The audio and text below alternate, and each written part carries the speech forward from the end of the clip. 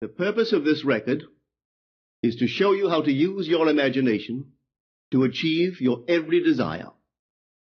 Most men are totally unaware of the creative power of imagination and invariably bow before the dictates of facts and accept life on the basis of the world without.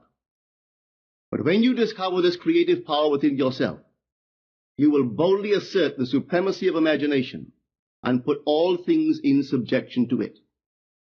When the man speaks of God in man, he is totally unaware that this power called God in man is man's imagination. This is the creative power in man. There is nothing under heaven that is not plastic as potter's clay to the touch of the shaping spirit of imagination. Once a man said to me, "You know, Neville, I love to listen to you talk about imagination. And as I do so, I invariably touch the chair with my fingers and push my feet into the rug, just to keep my sense of the reality and the profundity of things." Well, undoubtedly he is still touching the chair with his fingers and pushing his feet into the rug. But now let me tell you another one who didn't touch with her fingers and didn't push that foot of hers onto the board of the streetcar. It's the story of a young girl, just turned 17. It was Christmas Eve, and she is sad of heart.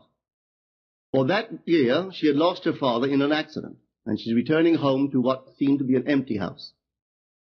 She was untrained to do anything, so got herself a job as a waitress. This night is quite late, Christmas Eve. It's raining.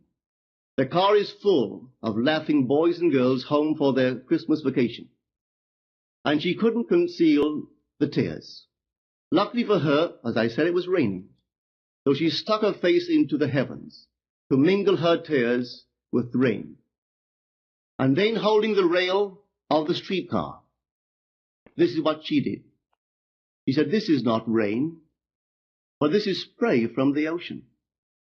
And this is not the salt of tears that I taste, but this is the salt of the sea in the wind. And this is not San Diego. This is a ship, and I'm coming into the Bay of Samoa." And there she felt the reality of all that she had imagined. Then came the end of the journey, and all are out. 10 days later, this girl received a letter from a firm in Chicago, saying that her aunt, several years before, when she sailed for Europe, deposited with them $3,000, with instructions that if she did not return to America, this money should be paid to her niece.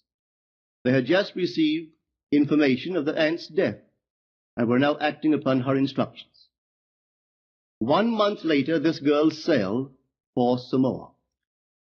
As she came into the bay, it was late that night, and there was salt of the sea in the wind. It wasn't raining, but there was spray in the air, and she actually felt what she felt 1 month before, only this time she had realized her objective. Now this whole record is technique. I want to show you today how to put your wonderful imagination right into the feeling of your wish fulfilled, and let it remain there and fall asleep in that state. And I promise you from my own experience, you will realize the state in which you sleep if you could actually feel yourself right into the situation of your fulfilled desire and continue therein until you fall asleep. As you feel yourself right into it, remain in it until you give it all the tones of reality, until you give it all the sensory vividness of reality. As you do it, in that state, quietly fall into sleep, and in a way you will never know, you could never consciously devise the means that will be employed, you will find yourself moving across a series of events leading you towards the objective realization of this state. Now here is a practical technique. The first thing you do, you must know exactly what you want in this world. When you know exactly what you want, make as lifelike a representation as possible of what you would see and what you would touch and what you would do, and physically moving in such a state. For example, suppose I wanted a home, but I had no money, but I still know what I want. without taking anything into consideration, I would make as lifelike a representation of the home that I would like, with all the things in it that I would want. And then, this night, as I would go to bed, I would, in a drowsy, sleepy state, the state that borders upon sleep, I would imagine that I am actually in such a house, that were I to step off the bed, I would step upon the floor of that house. Were I to leave this room, I would enter the room that is adjacent to my imagined room in that house. And while I am touching the furniture and feeling it to be solidly real, and while I am moving from one room to the other in my imaginary house, I would go sound asleep in that state.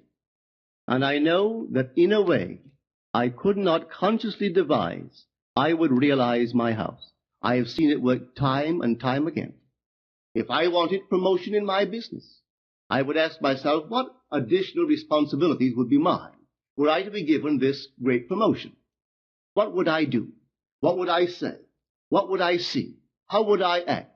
And then in my imagination, I would begin to see and touch and do and act as I would outwardly see and touch and act were I in that position. If I now desired the mate of my life, were I now in search of some wonderful girl or some wonderful man, what would I actually find myself doing that would imply that I have found my state? For instance, suppose now I was a lady. One thing I would definitely do, I would wear a wedding ring. I would take my imaginary hands, and I would feel the ring that I would imagine to be there. And I would keep on feeling it until it seemed to me to be solidly real. I would give it all the sensory vividness I am capable of giving anything. And while I am feeling my imaginary ring, which implies I am married, I would sleep. This story is told us in the Song of Songs, or the Song of Solomon. It is said, "At night on my bed, I sought him whom my soul loveth. I found him whom my soul loveth, and I would not let him go until I brought him into my mother's house, right into the chamber of her that conceived me." If I would take that beautiful poem and put it into modern English, into practical language, it would be this. While sitting in my chair, I would feel myself right into the situation of my fulfilled desire. And having felt myself into that state, I would not let it go. I would keep that mood alive, and in that mood I would sleep. That is, taking it right into my mother's chamber, into the chamber of her that conceived me. You know, people are totally unaware of this fantastic power of the imagination. But when man begins to discover this power within him, he never plays the part that he formerly played. He doesn't turn back and become just the reflector of life. From here on in, he is the affecter of life. The secret of it is to center your imagination in the feeling of the wish fulfilled and remain therein. For in our capacity to live in the feeling of the wish fulfilled lies our capacity to live the more abundant life. Most of us are afraid to imagine ourselves as important and noble individuals, secure in our contribution to the world, just because at the very moment that we start our assumption, reason and our senses deny the truth of our assumption. We seem to be in the grip of an unconscious urge, which makes us cling desperately to the world of familiar things and resist all that threatens to tear us away from our familiar and seemingly safe moorings. But I appeal to you to try it. If you try it, you will discover this great wisdom of the ancients, for they told it to us in their own strange, wonderful, symbolical form. But unfortunately, you and I misinterpreted their story and took it for history when they intended it as instruction to simply achieve our every objective. You see, imagination puts us inwardly in touch with a world of states. These states are existent. They are present now. But they are mere possibilities while we think of them. But they become overpoweringly real when we think from them and dwell in them. You know, there's a wide difference between thinking of what you want in this world and thinking from what you want. Let me tell you, when I first heard of this strange and wonderful power of the imagination, it was in 1933 in New York City. An old friend of mine taught it to me. He turned to the 14th of John, and this is what he read. In my Father's house are many mansions. If it were not so, I would have told you. I go to prepare a place for you. And if I go and prepare a place for you, I will come again and receive you unto myself, that where I am, there ye may be also. He explained to me that this central character of the Gospels was human imagination, that mansion was not a place in some heavenly house, but simply my desire. If I would make a living representation of the state desired, and then enter that state and abide in that state, I would realize. At the time, I wanted to make a trip to the island of Barbados in the West Indies, but I had no money.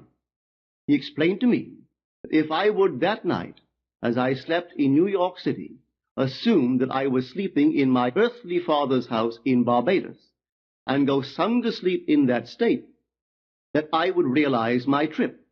Well, I took him at his word and tried it. For 1 month, night after night, as I fell asleep, I assumed I was sleeping in my father's home in Barbados. At the end of my month, an invitation from my family came, inviting me to spend the winter in Barbados. I sailed for Barbados the early part of December of that year. From then on, I knew I had found this Savior in myself. The old man told me that it would never fail.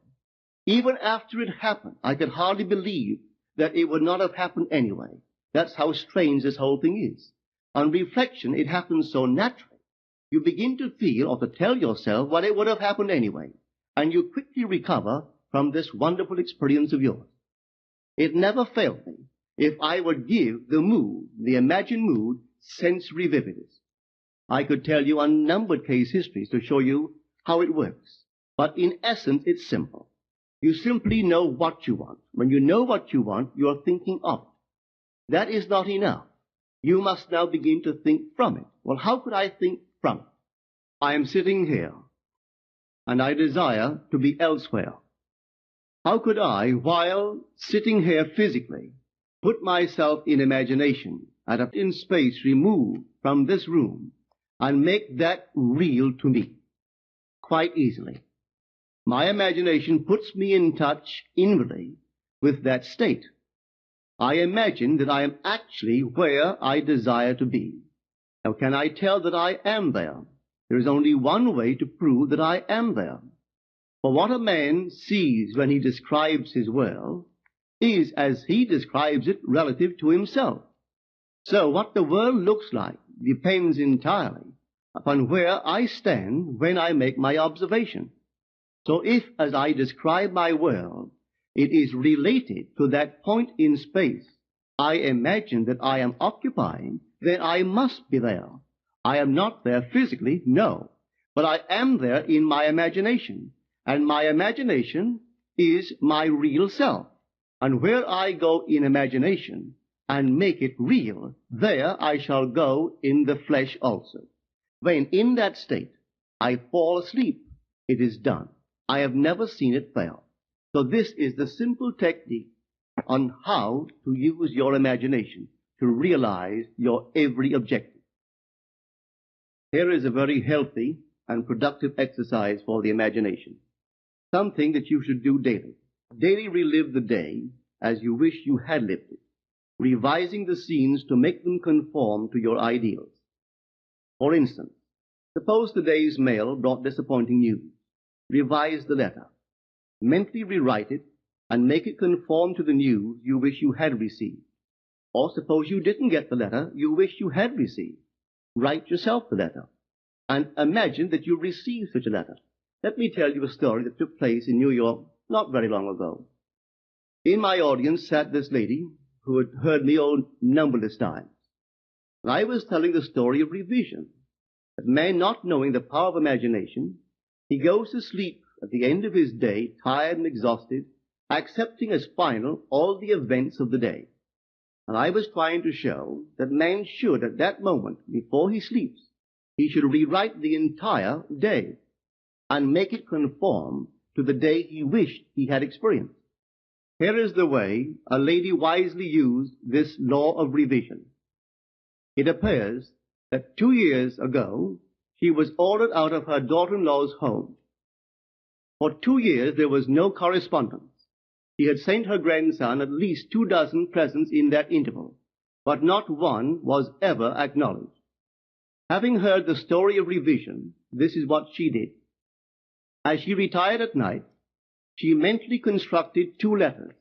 One she imagined coming from her grandson, and the other from her daughter-in-law. In these letters they expressed deep affection for, and wondered why she had not called to see them.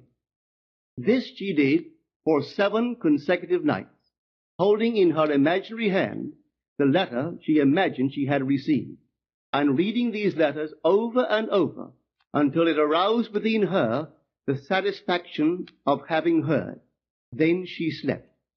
On the 8th day, she received a letter from her daughter-in-law. On the inside there were 2 letters, one from her grandson and one from the daughter-in-law. They practically duplicated the imaginary letters that this grandmother had written to herself 8 days before. This art of revision can be used in any department of your life. Take the matter of health. Suppose you were ill. Bring before your mind's eye the image of a friend. Put upon that face an expression which implies that he or she sees in you that which you want the whole world to see. Just imagine he is saying to you that he has never seen you look better, and you reply, I have never felt better. Suppose your foot was injured. Then do this. Construct mentally a drama which implies that you are walking, that you're doing all the things that you would do if the foot was normal, and do it over and over and over until it takes on the tones of reality. Whenever you do in your imagination that which you would like to do in the outer world, that you will do in the outer world. The one requisite is to arouse your attention in a way and to such intensity that you become wholly absorbed in the revised action. You will experience an expansion and refinement of the senses by this imaginative exercise, and eventually achieve vision in the inner world. The abundant life promised us is ours to enjoy now, but not until we have the sense of the Creator as our imagination can we experience it. Persistent imagination, centered in the feeling of the wish fulfilled, is the secret of all successful operations. This alone is the means of fulfilling the intention. Every stage of man's progress is made by the conscious, voluntary exercise of the imagination. Then you will understand why all poets have stressed the importance of controlled, vivid imagination. Listen to this one by the great William Blake. In your own bosom you bear your heaven and earth, and all you behold, though it appears without, it is within, in your imagination, of which this world of mortality is but a shadow. Try it, and you too will prove that your imagination is the Creator.